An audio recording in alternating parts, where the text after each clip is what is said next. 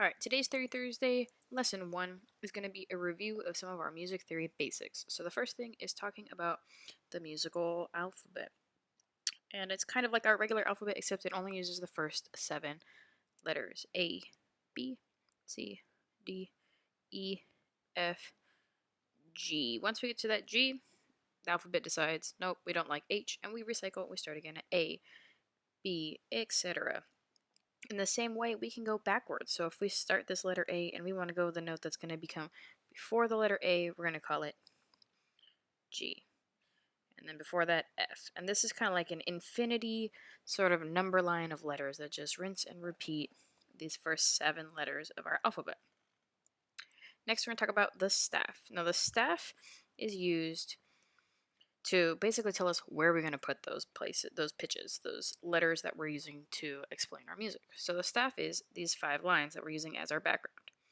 There's 5 lines, the bottom one being 1, 2, 3, 4, 5 as you go upward, and then there's these spaces in between, which are literally these little open marks in between each of those, and those basically tell us, hey, this note is going to be called this. Well, kind of.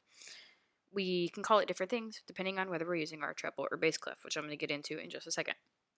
So using our staff, the higher a note is, it's going to be relating to its pitch here. So pitch is going to be that sound that we actually hear coming from our instruments or our voice.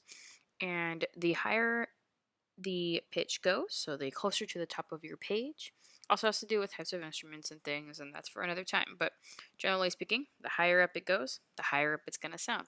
You're thinking squeaky, Mickey Mouse sounding air balloons, we're going upward. We're thinking a really low, deep voice. That's going to be us going the opposite way. And so these little dots on our page are not just there to confuse us, but instead to tell us, hey, this note's going to sound higher or this note's going to sound lower, right? Because our pitch is that sound we actually hear. So, how do we explain what they are? Well, usually the first thing we learn is this awesome guy called Treble Clef. And if we were to draw a treble clef, I'll do my best interpretation. I do this line down, we do like a little loop-de-loop across. It's going to circle and be there. I'm going to be honest, I don't like how ugly that just came out, so let me see if I can do a better one. It's kind of better. Ideally, the goal is we loop around this line right here, this second line, which we call G, because sometimes this is called a G clef. And basically where it loops around is to tell us, hey, this note's going to be called G.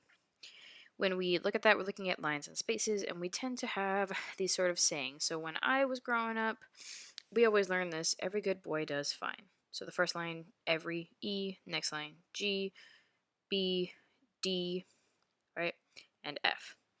I have a colleague of mine who uses one that really sticks and kind of stays in your head, and it's empty garbage before dad flips. That works too. Whatever helps you sort of remember what those lines are going to mean. Now, notice I didn't write any words for what the spaces are going to mean, because in treble clef, the spaces are very easy. It's F, A, C, and E. It spells out face. And I think that's the easiest one to remember because, well, it spells out face. It's just one word we have to remember. We don't have to remember this whole side story.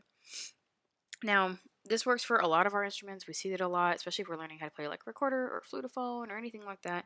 So many of our instruments are going to use this. Every good boy does fine. Or empty garbage before dad flips. End face. But what about those of us who brave it, tough it out, and we play like trombone? Or we have a deep voice, so then we're using bass clef one day. So we gotta incorporate our bass clef friends if you've never learned this before. This is my saying that I learned from somebody somewhere and it kind of stuck with me. But first, what's a bass clef? Well, it kind of looks like a sad face. And then it's got these 2 little dots. And so this is actually called an F clef because those 2 little dots tell us where F is. So if you look, the word fall goes across that 4th line of our staff. And so for the lines, I tend to use good burritos don't fall apart. Isn't that the truest statement we've ever heard? And for our spaces, it's not as cool as treble clef where it just spells out one word. So in keeping with my good burritos analogy, I always carry extra guac. Now I've heard other versions of this where we say like good boys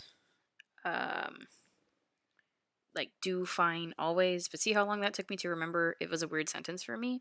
I've also learned that the spaces can be all cows eat grass. That one is much easier for me to remember, but I've always liked this good burritos don't fall apart.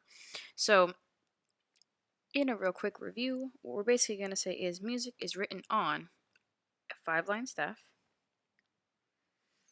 There are 4 spaces on that staff. The notes on higher lines or spaces sound higher, obviously. Then notes or lines that are on lower spaces. Treble clef establishes the note G on the second line. So we're looking at up here. The letter G is what it wraps around when you have a great artist who does your treble clef, who's not me. And the bass clef establishes the note F on the 4th line. Notes are named after the first 7 letters of the alphabet, A through G. Feel free to apply this new info to music theory lesson 1.